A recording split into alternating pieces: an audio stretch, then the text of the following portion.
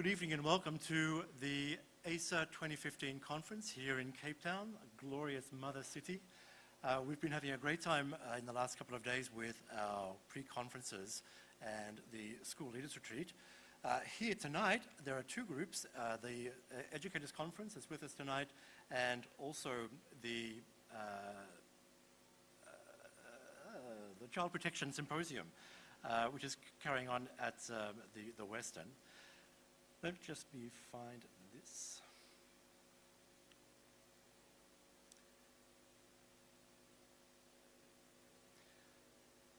So, I was walking around today wondering whether or not people would remember to bring their cell phones with them. Do you all have a cell phone or a mobile device or something with you here now? How many of you have that? Could you all take it out, please, and turn it on? This is quite different to any other conference. Here, I want you to turn it on, not to turn it off. If you can turn the ringer off, that would be helpful. But please turn the device on. And if you haven't already, you can find the network, which is AISA 2015. And you'll need a password, which is connections. You can see it at the bottom of the screen here. And during this next 45 minutes or so, I would like you to try to make contact with us, either through that Twitter feed that's there, that's at AISA_schools, or on Facebook at the Association of International Schools in Africa, and you can like us there. And by now, how many of you have received your mobile site login? You should all have received one from us. How many have received that? Okay, so tomorrow, if you've not received that, please come to the information desk and we'll make sure that you get logged in. That has your entire conference program on it, on the mobile site. So, and it's yours, not everybody else's, just yours. So any updates that we are doing are done via that site. So, you know, when you print something, sometimes things go wrong or some things change. So that print program that you have, there have been some changes in that program. Anybody send a tweet yet? Yay. Shall we check?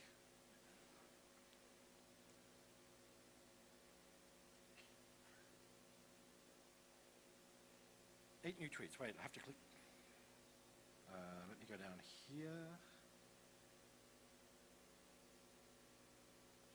Kathy Berger K. AISA says turn. Thank you, Kathy. Yeah. Great. Okay, so you got the hang of it. Please keep doing that. We'll be doing that right through the conference. I know these guys would love to have you tweeting during their sessions. You don't mind, do you? Great. Okay, so we'll keep going. This evening, I'm not going to say too much because we've got a really exciting opening for you tonight. We've done away with plenaries. We want to hear what good ideas sound like. So our plenary tonight is all about people's good ideas, not their keynote. I'd like you to reflect while you are with us in the next couple of days about what it means to be part of the AISA learning community. Our focus is clearly on learning during this time. And you may have seen, some of you, that for the opening slide, I actually am thinking, I wonder if we could change the name from the AISA Educators Conference to the AISA Learners Conference, and whether that wouldn't be a good idea sometime soon. Should somebody tweet that? We can find out. Little vote. How many people think we should change the name? Please tweet it. Hands up if you think we should. Hands up if you like Educators Conference.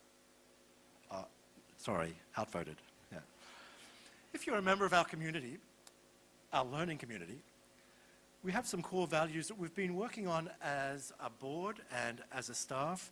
And you remember, some of you, who remembers the pathway survey we did last time? Were people here for that? Some people. We did a pathway survey where we really gathered quite a lot of information about who we are as an organization and what our values were, what was our purpose. And we were helped by Teresa Arpin, who is here somewhere, I hope. Yes, hi Teresa. Teresa helped us to sort of put these together in some sort of sensible form from a lot of different sources. We like to be open to difference. We believe that everyone has intrinsic worth. Nurturing is necessary for growth and change. That making connections through service to others is important to us. That part of our community gives you a sense of belonging, and that our community can thrive because you belong to it. And we want people to learn, and that people learn differently, and that when people work together, better outcomes are more likely. And that as an international community, we seek to develop international mindedness. In terms of who we are, this is an important statement for us, and it's a new statement. We've been working on this, I think, as an organisation. In the past, it's been a little bit uncertain, perhaps, for some people. Well, what does it mean to be part of AISA? And this statement, then, helps to give some clarity to that. AISA is a collaborative learning community of accredited internationally minded schools in Africa, which provides targeted services and relevant resources, facilitates innovative programs, and connects people. You'll see for some time now we've been using this making the connection byline, and that's really important to us. And for those of you I've been speaking to today, a lot of the time my role here is to join people's thinking together and their ideas. Our mission, AISA is dedicated to transforming student learning by leading and supporting strategic thinking, professional growth, and school effectiveness. And that's what we're going to be doing. That's what we'll be doing in this conference, and as we move forward, our professional learning program will be supporting that mission. So, what is the future of our professional learning? We've been doing a lot of thinking about this recently. There's a lot of information about it, but I'm not going to give it all to you here and now. We'll be giving it to you over the next few days and months, and hopefully years. We wish to guide professional learning programming with the support of a new group that we've formed called the Professional Learning Working Group. Are there members here still? You've been working very hard. Yes, yes. Welcome to the Professional Learning Working Group.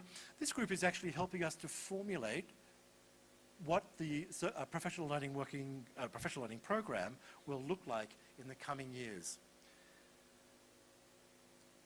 We are trying, and we think we are getting closer to linking our professional learning program to our strategic outcomes. So those things that we were speaking about in the mission now are reflected in our professional learning program. I have a small confession to make. In the past, when I was doing the conference programming for some years, I used to sort of sit in front of my computer and say, oh, that looks good, let's do that.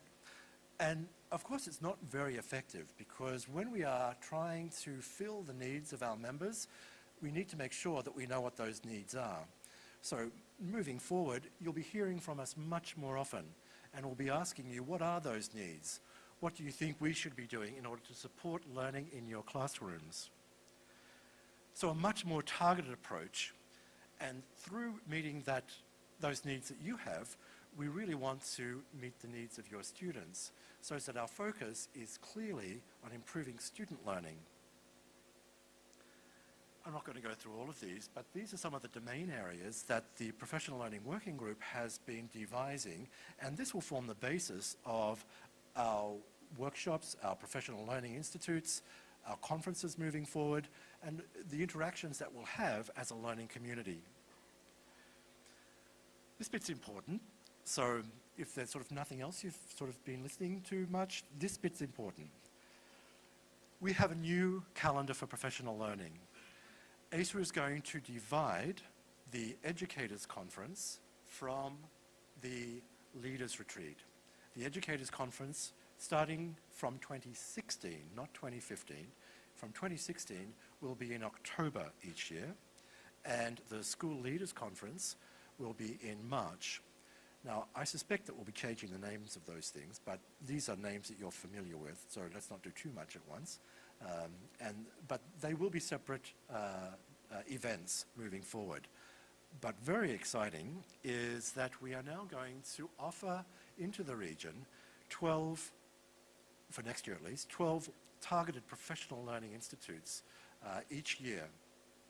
These will be for leaders, for educators, and for professional support staff. If we want to have effective schools, then everybody at the school needs to be able to have an opportunity to learn new things. not just teachers and not just school leaders. So we will be targeting all the members of your communities. These professional learning institutes will be based around those domain areas. So that professional learning working group, under the guidance of Graham Watts, our new Director of Professional Learning, who you'll meet in a minute, is going to devise that program for you. But it needs your input. So we want to be very clear that what we are doing in the future does meet those needs, and it's not me sitting in front of a computer making it up. So I want to now just go through quickly an event that's coming up in April. Do you want to stand up so everybody can meet you? Gabriel Lima Verde is at the American International School of Mozambique. Gabriel's here. Many of you know what our Global Issues Service Summit is. We, several years ago, made a decision as an organisation that we were going to focus clearly on service learning. And we have a hope that eventually all of our schools will have meaningful service learning programs that are part of everyday life, that it's not something that's on the exterior, but in fact that everybody will do that as part of their normal school community life. So we've been running this Global Issues Service Summit for some years. The next one, as I say, is at the American International School of Mozambique. Gabriel is the host school site coordinator and will be around. He's putting information around on the tables each day. If you would like to put a team together, you have only got until the 31st of March, so not so long, to put a team together. Much more information there at aisagist.org. He'll have a table here, although he'll be walking around more often. That's the website. Please feel free, go on there now, register. I don't mind. You can actually do that now, but only till the 31st of March. So finally, it's a good time to do the thank yous now, because when I do the thank yous at the end, everybody's more concentrating on the gala dinner and what there is to eat. So I thought I'd do the thank yous now, and then we don't have to do them when everybody's eating and drinking at the gala. So, getting in early. First of all, thank you to you all for getting here. It's been a strange year in Africa, and there have been some stresses and challenges, and I know that many of you have had to make a real effort to get here. So I do appreciate that very much. We have a new AISA board. They were elected in, not an entirely new AISA board, there are new AISA board members that were elected in yesterday, and if they are here, I would like them to stand up. So you get to see them. Dennis Larkin, Dr. Dennis Larkin is our chair. Amy, Mary Jo.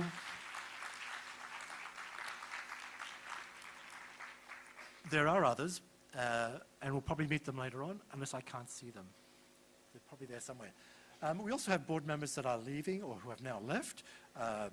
Chris Maggio has left. Chris, are you here? No? John Roberts, our chair, has left, but I think he is here, because I saw him come in. Anyway. And Nigel Larkin has left. You know, the work that the board does is behind the scenes, and you don't always see it, but if you feel a change happening in the organisation, then a lot of that has to do with the insight that the board provides us as the Secretariat. I mean, I'd like to take the credit for all these really good ideas, but really I'm just the guy who has to stand up and implement it. But there's a lot of thinking that goes in the background, and a lot of very creative thinking from this board. Graham's Professional Learning Working Group are doing terrific work in changing the way that we view professional learning in the community.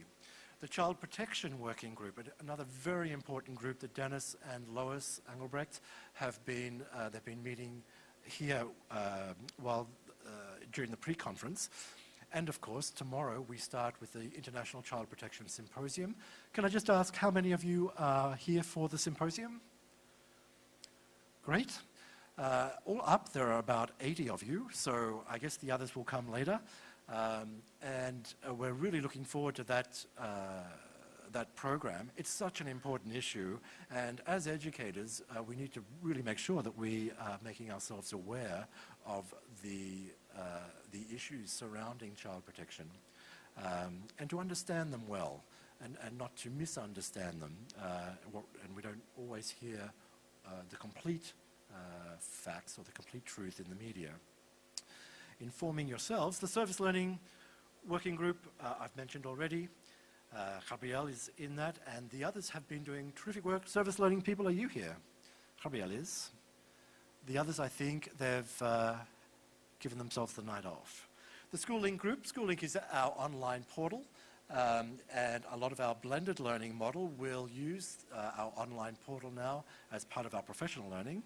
Of course, our presenters, hands up if you're a presenter. And you are very welcome. I know some of you have been here before.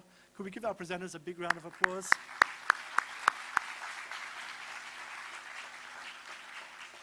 A number of them are from North America, and if you've been following the news, the weather in North America we've had rebookings and blizzards and goodness knows what else. So they've really pulled out all the stops to be here, so we thank you for that. We hope you'll have a great time, and of course, we hope you'll learn as well, along with us. Our associates, the exhibitors, you'll see out here, we have quite a large exhibition this year. Please go visit them. They also travel a long way. And they are part of our community. We don't refer to our exhibitors as vendors. We refer to them as learning partners, because what they do helps us in our classrooms. And I'd like to thank the AISA staff. Now, you know, having registered, all of the work that it must take to put all this together. So they're a terrific group. I think some of them are here, but some of them are still upstairs. Please, if you see them, do give them a warm thank you, because they have worked incredibly hard to put all this together, and we couldn't do it without them. So.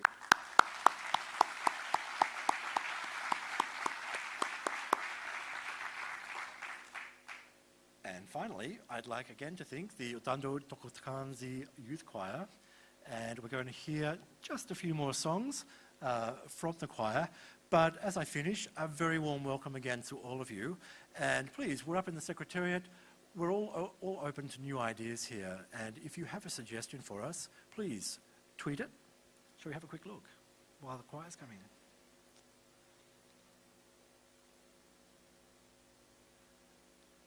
And,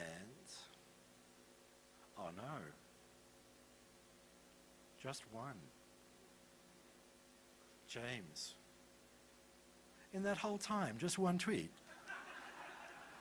The only reason I went on and on and on like that was for you to start tweeting, because this was going to be like the punchline. And there was going to be like 400 tweets from our learning community.